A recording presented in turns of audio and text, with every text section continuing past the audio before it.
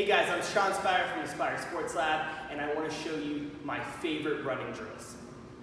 The first thing when you're running, you want gravity to do most of the work for you. So instead of just trying to power myself through, instead I want gravity to work for me, and I want to fall forward and just pick up my feet. Rather than propelling myself with my legs, I want my feet to keep up with the fall that I create. So I want to think about falling from the hips. That's going to maintain good posture and not crunch over and have bad posture as you're running. So as I fall from the hips, what we can do for a drill is up against the wall, stand up against the wall, think about falling from the hips, fall right towards that wall. Do that for a few repetitions. That will help you lead to fall as you're running from those hips. My next favorite running drill is going to be making sure we utilize the hamstrings instead of the hip flexors while running.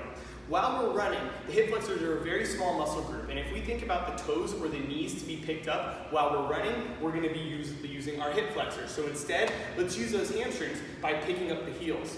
So against that wall again, we're going to go ahead and lift up the heels as we're against the wall and drag those heels right up against the wall. Do that for a few repetitions, about 10 reps on each side. Now as we're running, we'll think once again about picking up those heels as we run rather than the toes or the knees, so we utilize hamstrings instead of hip flexors. And my next running drill is just for posture. Posture is super important as you run.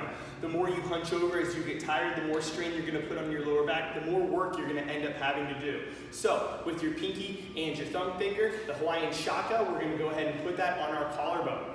Once we push our index finger straight up in the air, I want you to sit that chin right down on the index finger. Now this is showing that my head is properly aligned as I'm running. If my head is properly aligned, there's a good chance my body's going to come into alignment as well. If I'm here and I go here, I'm automatically going to bring myself up, making sure that I have good running posture.